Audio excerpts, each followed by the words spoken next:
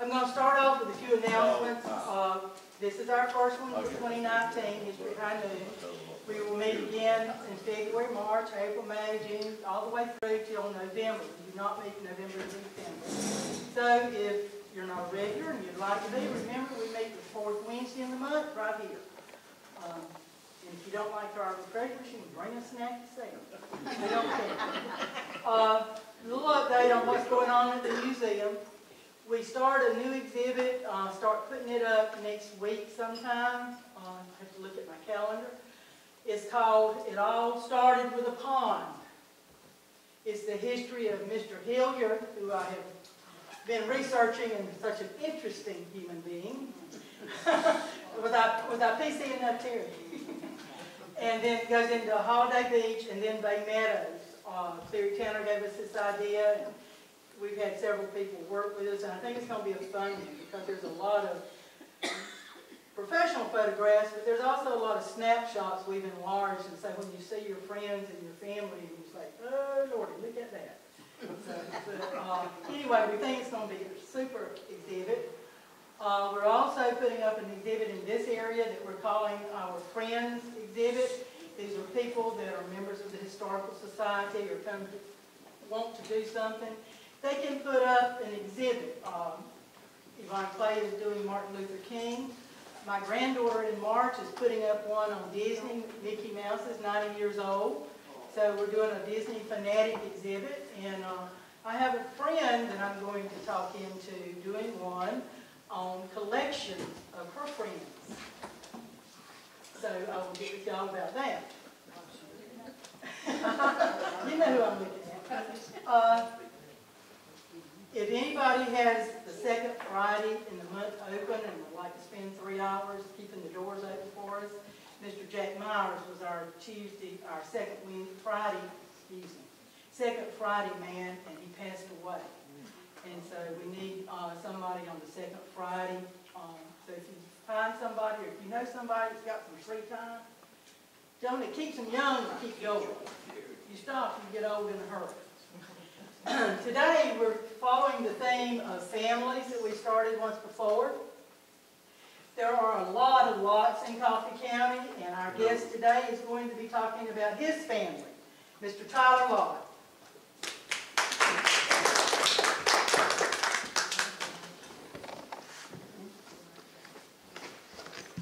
Good afternoon.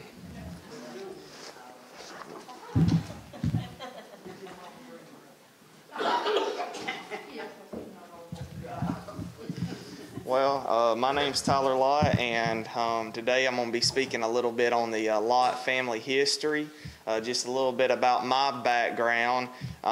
Currently, I'm going to ABAC College, so technically I'm a college student. I'm 21 years old, and my dad is Stanley Lott, my grandpa is Denzel Lott, and Mary Jo Lott. So I come from that side of the Lott family, and basically I'm going to be just speaking a little bit about where the Lotts came from and their journey to get to Douglas, Georgia, and basically how they helped start this community up.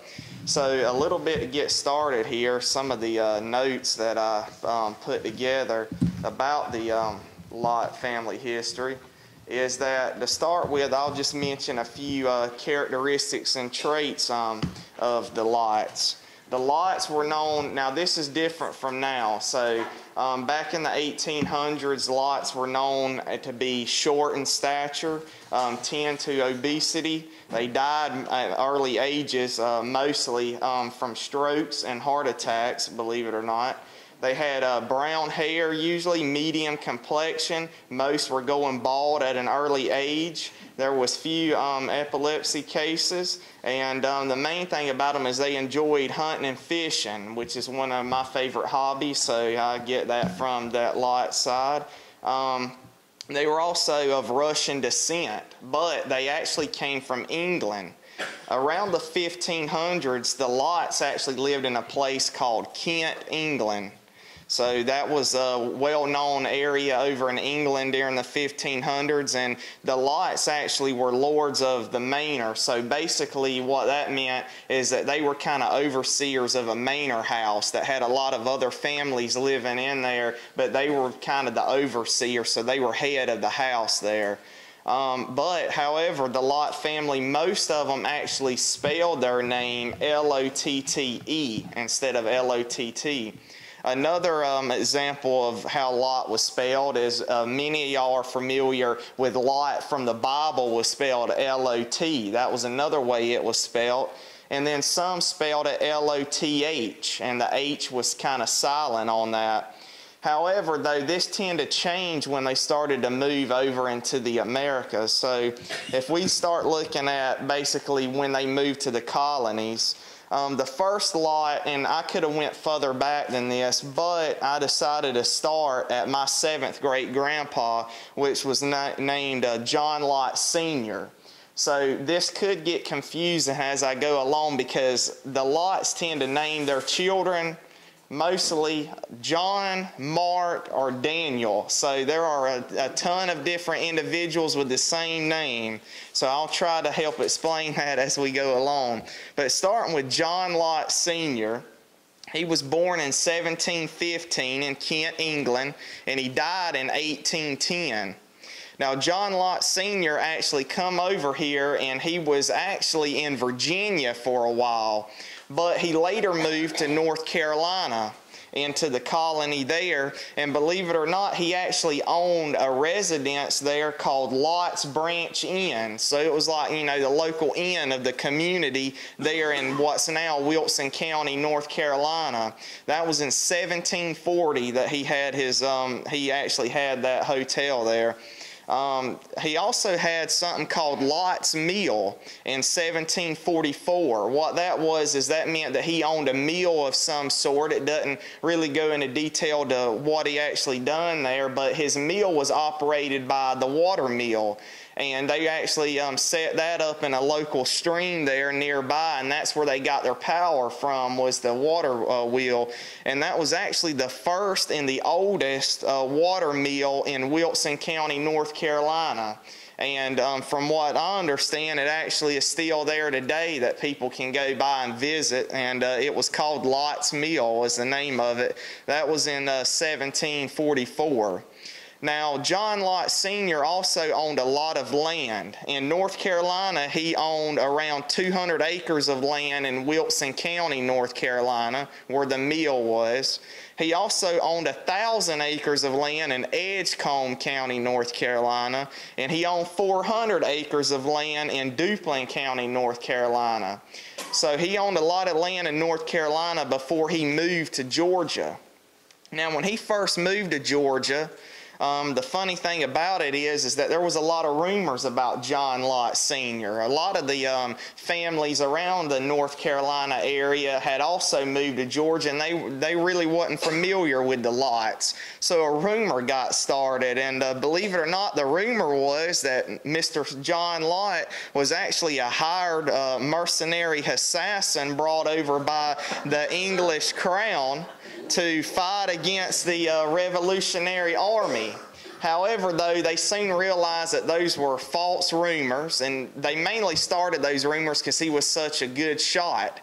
And he ended up joining in the Revolutionary Army, and he ended up becoming a lieutenant in the colonial militia of 1767 of Georgia. Later, he was captain of the 7th Company of Effingham County Militia from 1787 through 1790, which was after the war. So basically, with him fighting in the Revolutionary War, he ended up getting granted some land in Georgia, a place called St. George Parish. That was the Georgia colony, was the name of it, and St. George Parish was actually now known as Burke and Effingham counties. That's where it was located at. So he was actually granted 1,000 acres there. So at that point in time, he decided it was best to probably sell some of his land and give the others to some of his children out of the North Carolina area, which he done. He also ended up eventually owning 200 more acres in Montgomery County. And he also owned 400 acres in Washington County, and he owned 200 acres in Screven County. He also bought 900 acres in Tattnall County, so he had land popping up all over the state of Georgia. But back in those times, a lot of the counties were formed out of areas that he owned. So he had several acres of land that became other counties, and they put the line through his land. Some additional facts about John Lott Sr. is that in Burke County, when it was formed around 1783, he was their first road commissioner there at that time. He also served on the grand jury of the Montgomery County Court in 1798. So at that point, he was starting to get a lot closer to our area. He ended up having 10 children. And some of the Lotts actually at this time, when they left North Carolina, they actually moved further north. And when they done so, they said, well, we kind of want to be, set apart from the Lotts that went on to Georgia. So they changed their name to Mott, M-O-T-T. They dropped the L and added the N, and they become a well-known family up in the northern states during that time. But getting closer to home, one of John Lott Sr.'s sons, believe it or not, was named John Lott Jr. So he had a simple time naming his son. So he actually owned all of the land eventually that his father owned. So he gave all of his land to John Lott Jr. at that point in time instead of any of his other children. I guess he decided, since John Lott Jr. was the firstborn, that he would handle it well by giving it all to him. Now, John Lott Jr. also fought in the Revolutionary War right there alongside his dad. And he was actually first lieutenant of the 7th Company of Effingham County Militia. So he was first lieutenant for his father, which was the captain at that time. He eventually became the captain of the 4th Company of the Montgomery County Militia in 1798, once he moved closer to this area. But as far as the John Lotts go, about the furthest they came was to the Montgomery County area. They kind of just stayed there once they got there until John Lott Jr. ended up having a son. And believe it or not, he only had one child, just one son, and he wasn't even going to have him, but he ended up having him, and that led for the Lott legacy to continue on. So Mart Lott, his son, was born in 1769, and he died in 1813. Now, something that was I found kind of interesting myself was that John Lott Sr., the first John Lott, he died, like I said, in 1810. 2 months after he died, his son, John Lott Jr., died in 1810. And then Mart Lott the first, which was John Lott Jr.'s son, he died 3 years later in 1813. So they all passed away right there close together, and Mart Lott didn't live to be all that old in life. But he was actually my 5th great-grandpa, and he's the one that kind of started getting things started around South Georgia. So he owned land and still owned land passed down in Effingham County, but it turned in to become Bullitt County and Emanuel County. So that just adds to the numerous counties that they own land in. After his death in 1813, the family still resided in what's now known as Montgomery County. It actually changed. Their house that they had was actually basically surveyed in to become Appling County, and so it did. Well, his wife in 1818 decided that she wanted to move across the river, and she went across the river and settled at a place which is now known as Lone Hill Church out toward the West Green area. And that was their home place for the Lotts from then on. And later on, when she first moved there, it was actually had just became Telfair County. But later on, it became Coffee County in 1836. Now, as we go on through the history, there's a lot of history in the Lotts that was lost. And the reason for that is just like nowadays we have, we can go to museums or genealogy departments and all that, and just like we could go to the courthouse and pull records for Coffee County. But at this point in time, Telfair County was actually where they lived at. It wasn't Coffee County yet. So a lot of their records was actually kept at Telfair County. Well, a lot of those records was actually lost by fire in around 1934. So they actually lost a lot of the records about the Lott family, but they were able to piece together what they could of it. However, Mark Lott, before he passed away in 1813, he ended up having 10 children. And believe it or not, Mark Lott was actually the only Lott that at his point in time decided to stay in Georgia before he passed away. All of his uncles and all that and cousins that were still alive, they all moved to Mississippi, mainly to go and start in the logging business out in Mississippi. So Mark Lott was the only one that stayed. And then when his wife moved to what's now known as Coffee County in 1836, it gave way to one of his 10 children known as Daniel Lott. And this is where we really start talking about Coffee County here. Some of the land that Daniel Lott owned was mostly the same land that had been passed down for generations. Believe it or not, Daniel Lott actually had cattle in Washington County, and they would spend a lot of many a days actually going back and forth, and they'd be out months at the time to get from one place to the next to check his cattle.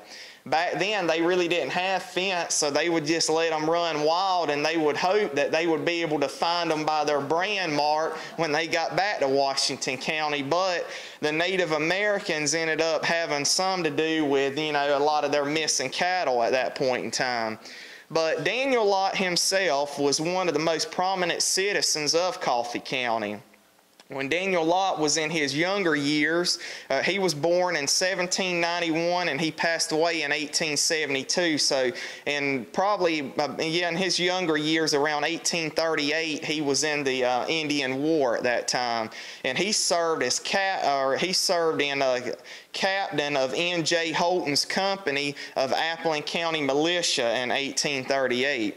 In 1854, there was a new legislative act that was put into place that called for the first election of county officers for Coffee County to be decided on. At that time, they decided that they would have that meeting in the home of Daniel Lott at Lone Hill, where he lived at. So they did. The newly formed inferior court, of which 2 of his sons were actually justices on that court, all decided to meet at his home.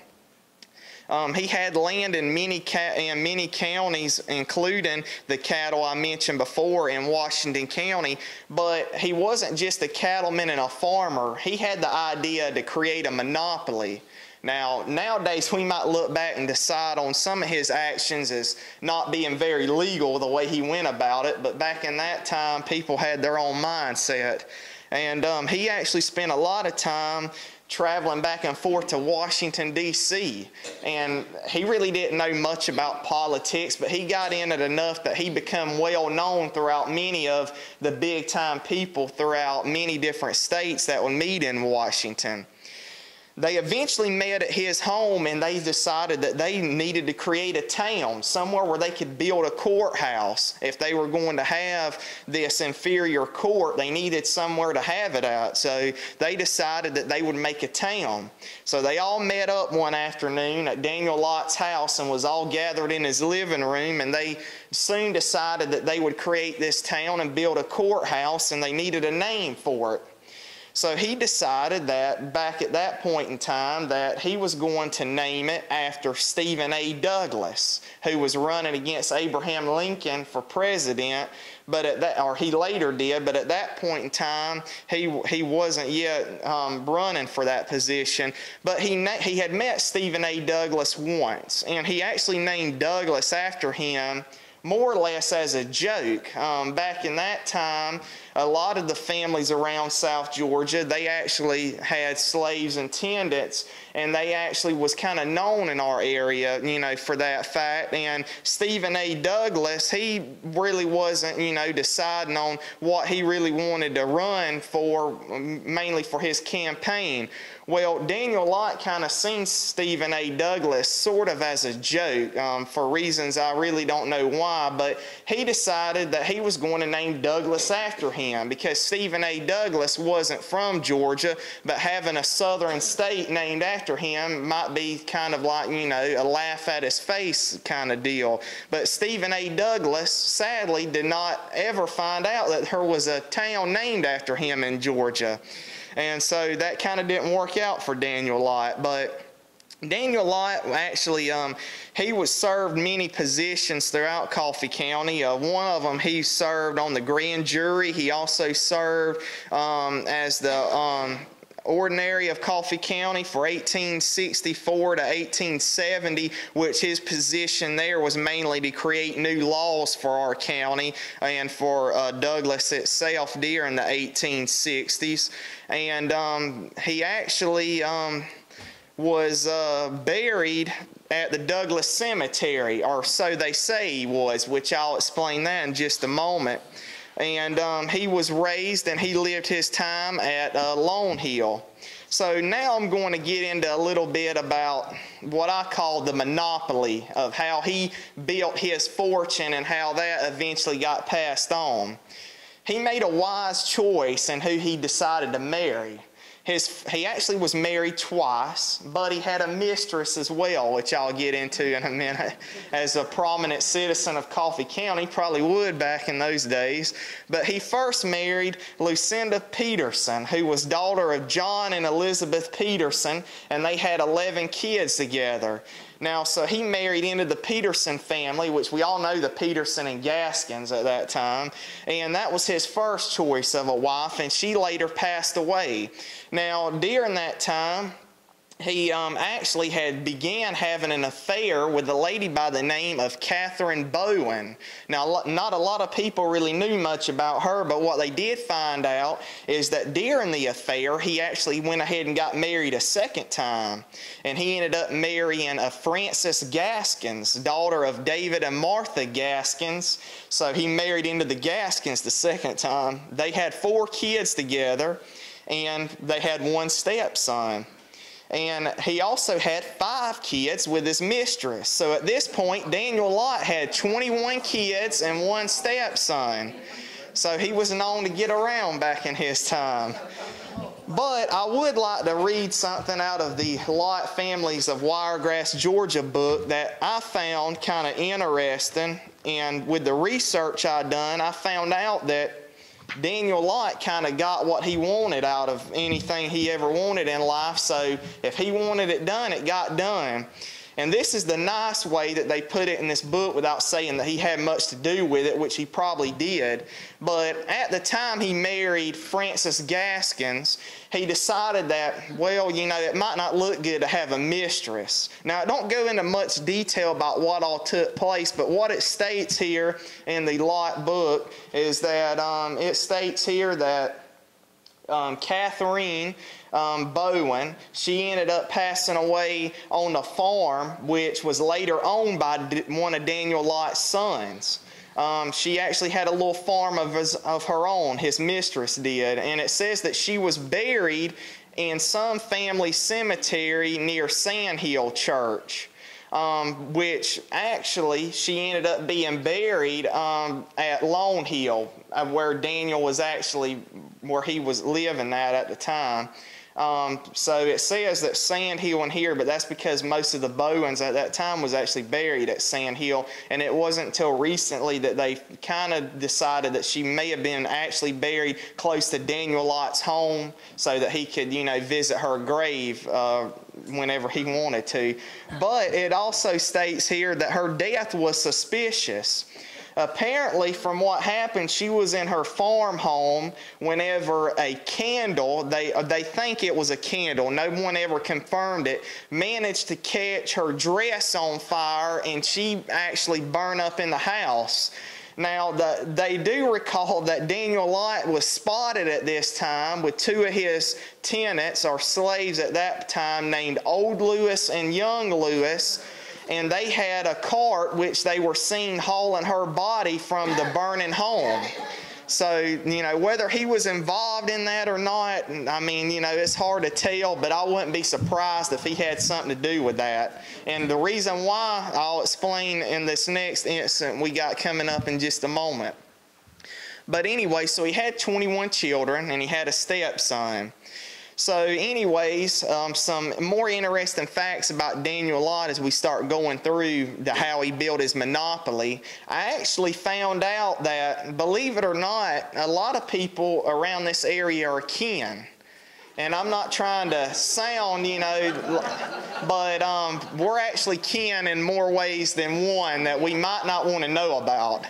For example, I'll end up saying that I actually found out that Daniel Lott, he actually had a sister that married into the, his sister married John Peterson, who was the brother of his first wife that he was married to, Lucinda.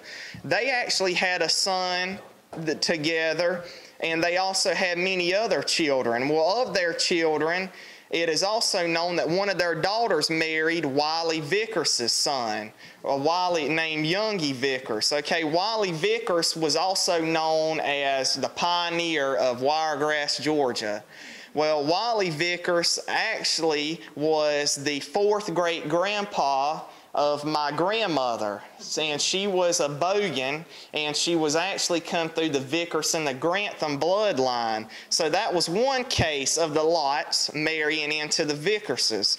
Okay, well, believe it or not, Daniel Lott's grandson, or actually his granddaughter, Daniel Lott's granddaughter, actually married into the Vickers family again.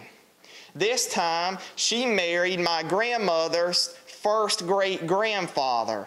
Okay, so Daniel Lott actually ended up being the fourth great-grandpa to my granddaddy and the fifth great-grandpa to my grandmother. So, you know, you can do the math on that, and there was a lot of things that happened back in those times that we just, you know, wouldn't even think about nowadays. But that's the way a lot of the culture in the South was back then. So that was one incident that ended up happening. But to get back to John Peterson, who was the husband of Daniel's sister, and he was the brother of Daniel Lott's first wife. Okay, so here's where it kind of gets a little bit sketchy about how Daniel Lott really got things done, because it says here that there was a son. Remember, I said he had a stepson. Well, his name was William Harper. But because his mom, Frances, was married before and she was a Harper, but when they got divorced, she went back to Gaskins. So when she married Daniel Lott, she was a Gaskins. So William changed his name to Gaskins, but he was raised by Daniel Lott and his mom, Frances. Well, believe it or not, William Gaskins actually got into an incident where he stabbed and killed John Peterson. And John Peterson, like I said, was the brother to Daniel's first wife and the husband to his sister. So there's evidence that shows that Daniel Lott ordered that to be done, but until they found out it was from him, there was a small feud between the Petersons and Gaskins that took place in this area. But Daniel Lott, once again, was right in the center of all of it. So Daniel Lott actually ended up having several other siblings, but one of his siblings was named Joel.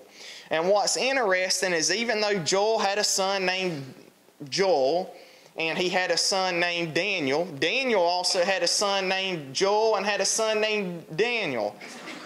But here's how this worked out, though. Surprisingly, here's something that I found extremely interesting.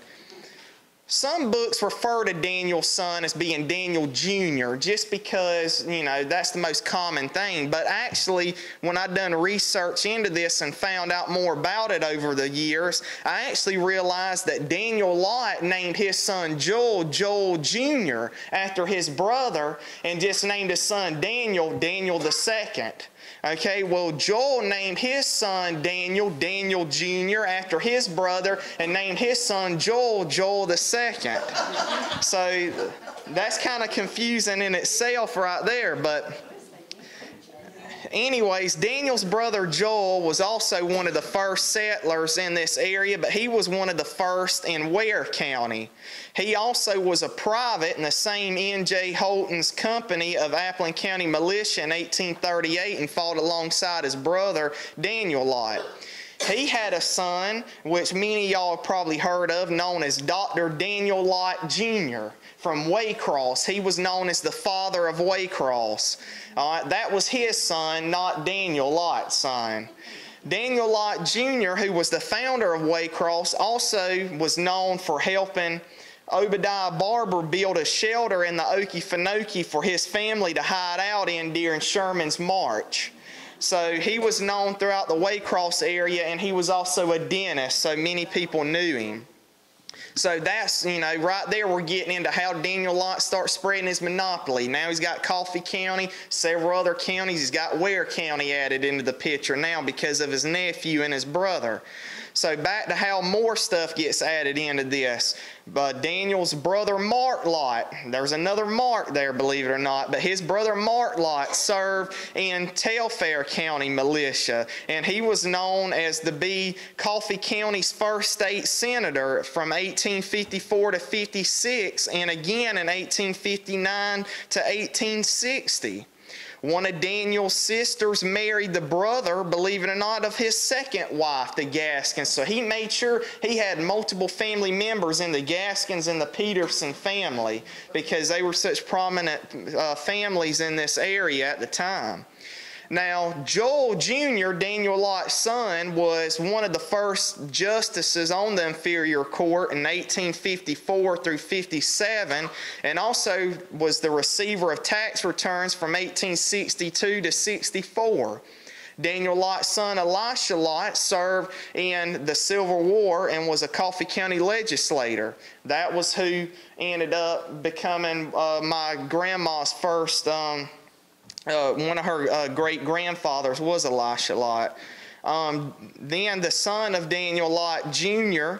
Was also, or his son Daniel Lott II, my bad, was actually a tax collector from 1877 to 79 and a representative from 1896 to 97. Daniel, one of his other sons, named John Madison Lott, was a justice from 1865 to 68, a representative from 1873 to 74. One of his sons, named Arthur Lott, was a receiver of tax returns from 1864 to 66 and a representative from 1884 through 85 and again in 1900 to 1901. One of Daniel's sons, named Elias Lott, was representative from 1911 to 1912. So you see how he starts building this monopoly. He's got a hand in everything in Coffee County.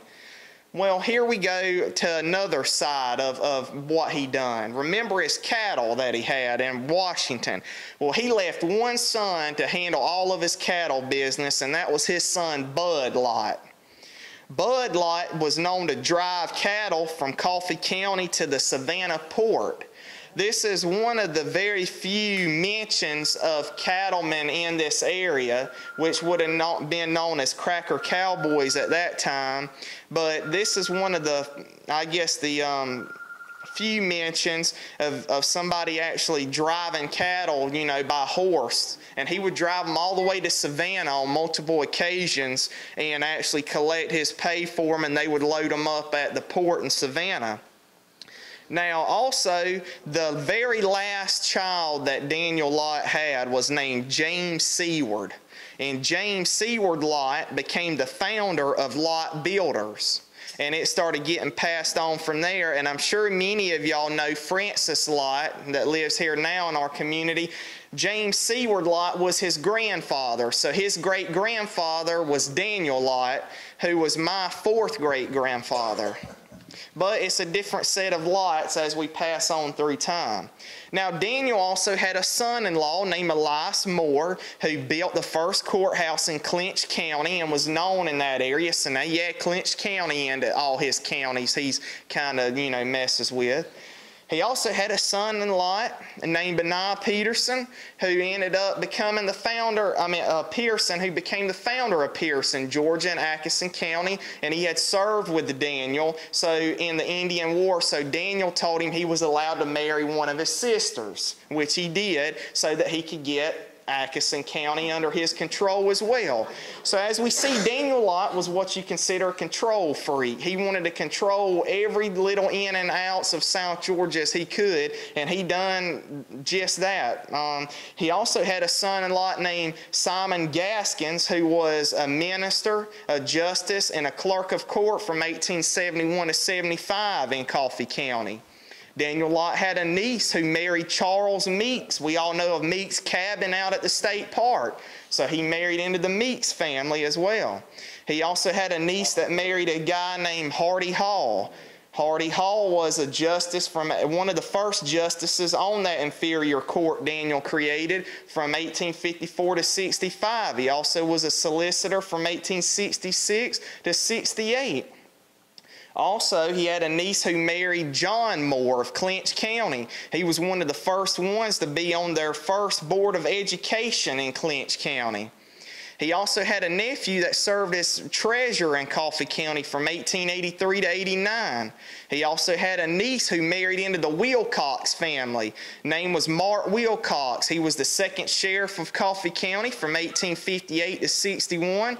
He was a justice from 1861 to 62, and he was famously known to be the first steamboat captain to go down the Okmulgee River in the 1830s. So Daniel Lott got into the Wilcox family, who ended up, some of the descendants of Mark Wilcox was actually, which is in my bag over here, but I actually have an article I saved from in the newspaper. They always put one of the old articles in there, and it was one about Thomas Wilcox and family helping out some of Jesse James and some of their crew back out in Missouri during the Civil War time, and they basically, I guess you could say, they, helped him out and got him supplies, which was illegal to do, but they wrote about it back here in Coffee County when they found out. Well, he come from that Mark Wilcox family that Daniel Lott had his niece marry into. And then last but not least, he also had one of his nieces marry a guy named Alfred Finley. Now, Mr. Finley was the creator of the Douglas Breeze newspaper. So if Daniel Lott ever needed anything in news done, he could get it done. So he ended up making sure that he had that as an option too. Now, my third great-grandpa was named Mark Lott, believe it or not, and his son, Mark Lott. And then they go to Warren Lott, and then my grandpa named Mark Lott just goes by Denzel. I guess he decided there was already too many Marks in the book. But anyways, Mark Lott, who was one of Daniel's sons, he was also on that first inferior court and was a justice from 1854 to 61. But something I found surprising is he actually married the younger sister to the second wife of his daddy Daniel, who was Frances Griffin that Daniel Lott married. So his wife, second wife, Frances Griffin, her sister, married Daniel's oldest son, Mark, is how that worked out. And Mark Lott, he lived from 1815 to 1863. Now, that's about as far down as I'm going to go to how kind of like, it got created for Coffee County and Douglas to get started up. But some of the other facts that I have that I found interesting about the Lotts in general is that Daniel had a son-in-law named David Kirkland, and David Kirkland, so there's another family he had his family marry into, the Kirklands. He's actually the first person that was buried in the Douglas Cemetery. Now, I want to mention this about Daniel Lott, and I'm going to go back to this real quick, some other interesting facts about the Lotts which involve Daniel, is that Daniel was notorious for fighting in the Indian Wars. He also had a lot to do with trying to figure about the Native American problems that were going on with a guy named Billy Bowlegs, that I'm sure many of y'all have heard before. But Daniel Lott also has a lot of writings that they found later on of his family witnessing what they considered to be a ghost or a spirit that took form of a young Native American boy that was seen standing underneath the big cedar tree that is out at Lawn Hill Cemetery and Church there. And they said that they seen him on more than one occasions, and they would go up and they might say a few words to him, but he really couldn't speak, the English language like they could, but that he would just go walking off into the woods, never to be seen again until maybe a year or two later at the time. And they mentioned that several times. But some of the other interesting facts that involve the Lotts is that Daniel Lott's nephew, named Joel Gaskins, actually had a place at his home that many refer to as Gaskin Springs. Gaskin Springs was located near the Douglas and Hazelhurst Highway in the early 1800s. Gaskin Springs was known for the church camps that Joel Gaskins would put on there at his home in the 1800s, where a lot of the local church people would all gather up and have camp at his house each year. It also says here that Daniel had a grandson named George Washington Lott. And they called him Wash Lott. He was from out in the West Green area. Now, what he was really known for is that he actually sold some timber at that time, and he got the most pay that had ever been seen for a man in South Georgia on timber. He had sold some of that timber that got passed down through the Lott generations, and he ended up he got $90,000 for it. At that time, $90,000 was like, millions. Well, he ended up going a little crazy from what they understand with all of his money. And at one time, he ended up trapping himself in the house and setting it on fire before deciding to finally get out in time. And some of his money was actually lost in that fire in West Green, Georgia. They don't know really why he ended up going crazy, but he did. Daniel Lott also had a granddaughter named Nancy Lott, and believe it or not, and you're going to find this kind of weird when I say this, but she was the oldest woman to give birth in Coffee County during the year 1902. So and this is where I found it interesting. Now, she was only 48 years old, which most people would say, well, that's kind of old, but then again, back in those times, it was pretty old for that to happen.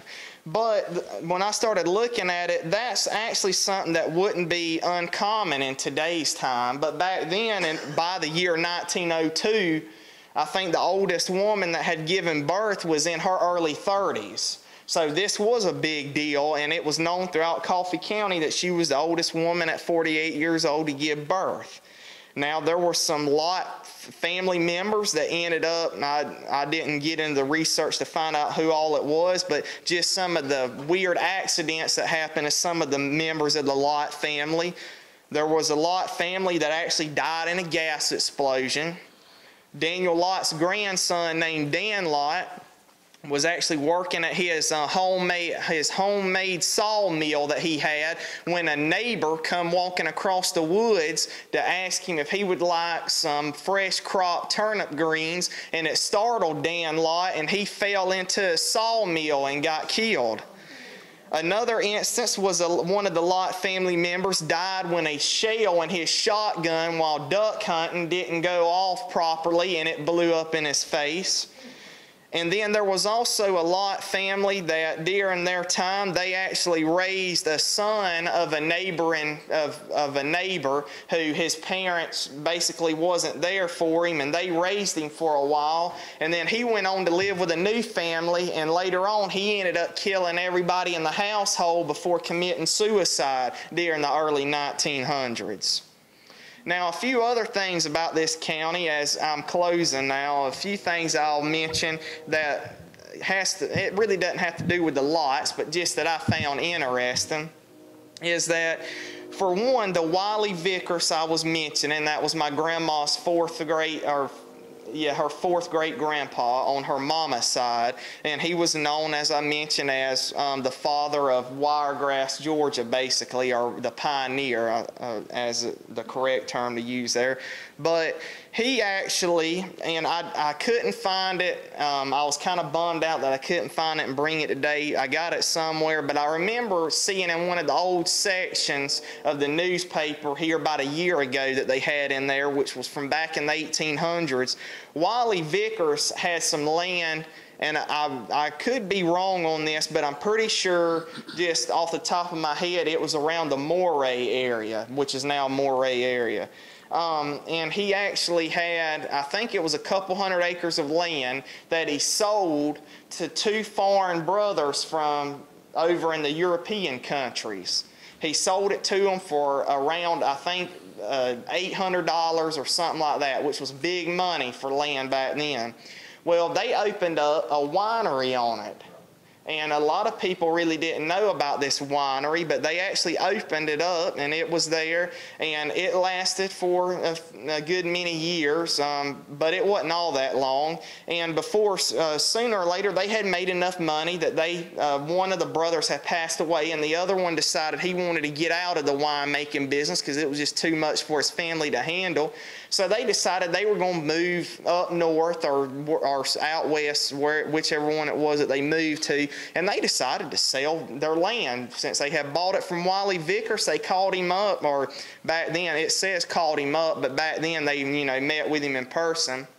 And basically, they made aware to him, since he was generous enough to give that land to them, they paid him for it, and he sold it to them, and they needed that land to put their winery on, and they decided that, well, if he was generous enough to do that, we already got enough money that we're ever going to need off of this, we'll just sell it back to him for a fair price. So Wally Vickers paid $1 for his couple hundred acres of land back. So he ended up making quite a deal on that. He made $799 off of that deal. But anyway, so he got his land back. One last thing that I want to talk about that a lot of people really don't understand about our county is that most people say, well, Coffee County was found by, we all know General Coffee. And, Coffee County was actually, he was the one that come through Coffee County. Well, believe it or not, actually the coffee that came through this area, he was a John Coffee as well, but he was actually a senator. And he had got into some problems, which I'm not real for sure on what, but he was actually passing through this area, whether it be on the run or whatever it may be, and he passed through, and they named it John Coffee, but it was actually kind of intended for him. But you don't want your county to be recognized as somebody that may have been running from problems, so what better way to say, well, we'll name it after General John Coffee, so they did. And of course, we got the big statue up by the courthouse. Well, believe it or not, around the time it was created, there was a place called Coffee County, Tennessee. There's also Coffee County, Alabama. But the one in Tennessee, they actually have theirs after the Senator John Coffee. But theirs was actually from the General John Coffee. So I guess that they just decided they're going to leave it as it is now. But I guess if they ever wanted to, they technically could swap. But a lot of people don't really know that information. But that is one of the cases that we have here in Coffee County that was kind of left unheard, just because, if people didn't ask questions, there ain't no use giving answers to them. Another thing about Coffee County is, believe it or not, and there's a lot of other ones on that I don't know off the top of my head, but a lot of the laws that Daniel Lott was actually famous for making is still in existence today that we never got rid of. For example, the one law I'll mention is, believe it or not, you cannot have automobiles or horse and buggy that go in front of the courthouse down the street there that we all travel every day now. And believe it or not, they never took that law out of existence. They just said, well, you know, everybody does it, so we're going to just leave it as it is. But Daniel Lott and his inferior court, when they got together and they decided to create Douglas, they decided they wanted no traffic of any means to ever be able to come through by the courthouse, because they found that as their place that they would use to meet, and they found it as being one of the staple pieces to Coffee County, and they just wanted to everybody give their appreciation for it, and to do that by not driving or riding horse and buggy or anything like that in front of the courthouse. And eventually people started doing it. And there's other crazier laws than that were into place that I can't really remember off the top of my head. But needless to say, the Lotts were prominent citizens of this area, and the Lotts basically helped create Coffee County. But when you think about Coffee County, a lot of people don't ever think about the Lott family. But they were some of the first ones here, and the more I get into it and start looking into it, I always have friends of mine that I've been friends with all throughout high school and all that, and they'll get to talking to me and they'll say, well, that's kind of interesting. I think some of my family may have came to this area about the same time. And then when I do some research, I found out that we're actually distant cousins. So I decided if I want any friends in life that isn't kin to me, I need to quit doing research into it, because apparently the Lotts married into everybody when Daniel decided it was okay to have 22 children.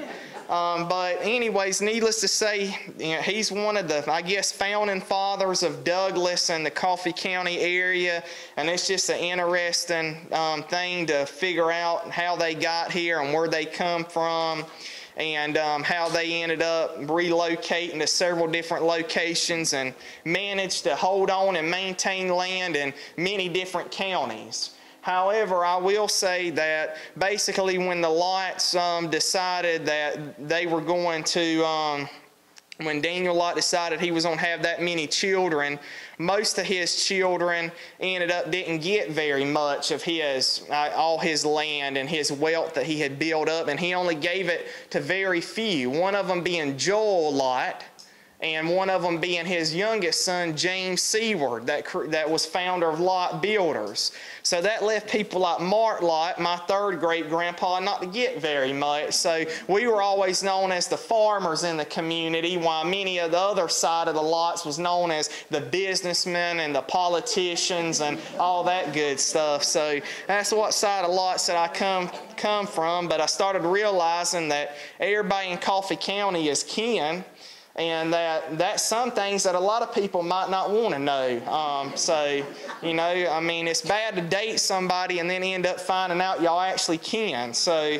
that's why I decided not to get into too much detail on the Lott history, but that's the way families in the South were back in those days. But basically, the last thing I'll mention is just that, you know, the next time that you're ever thinking about Coffee County or have people ask, just remember that the Lott family had a lot to do with it. But not only that, the Lott family is also closely related, tied into, and whatever else you want to call it, with the Gaskins and the Petersons and the Kirklands and Vickerses and any family you can think of. So just know, any family you think of is all related to the other family, so we all had our part in creating Coffee County and Douglas. It wasn't just the Lott family, it was everybody combined, because the Gaskins ended up having the Lott blood in them and the Peterson blood, and the Lotts had Peterson and Gaskin blood in them. So everybody was related, and I guess that's the way they seen fit to create their monopoly of South Georgia, needless to say. Whether it was legal or not legal, we may never know. Probably not legal, knowing Daniel Lott. Was he somewhat sort of like a South Georgia mafia back in that time? Nobody even knows, but in my assumption, he was probably somewhat close to that. And so he probably didn't go about his ways the right way as we would do today, but at that time, I guess he done what he needed to do to make ends meet. But needless to say, I just want to say thank y'all for allowing me to come out and speak today. Maybe that wasn't too confusing or too horrific to find out that we're all related and kin, but you know, maybe that gives some insight a little bit about Douglas, Coffee County, and how the Lott family played into that. And I just want to say thank y'all for coming out and hearing me.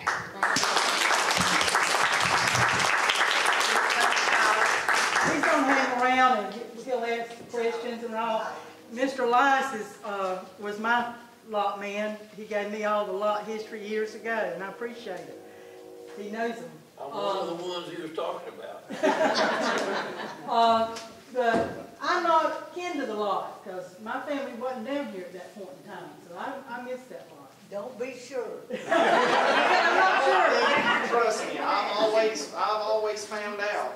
Never say that you're not kin, because there's always going to be something in the book. The further I dig, I find out everybody is related. 6 steps away. I appreciate y'all all coming. Please have some refreshments, chat, whatever, and we'll see you the next time in February. Thank you.